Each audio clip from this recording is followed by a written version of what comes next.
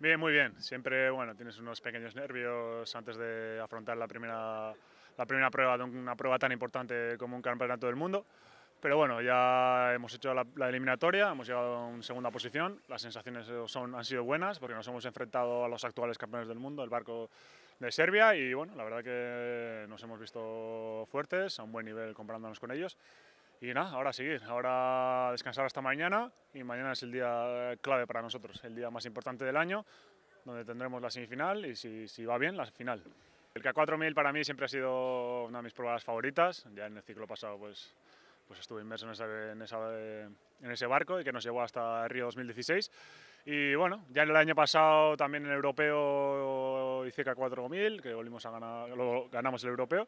Y este año, pues para el Campeonato del Mundo, pues bueno, por compatibilidad de horarios con el K2, pues la verdad que venía muy bien.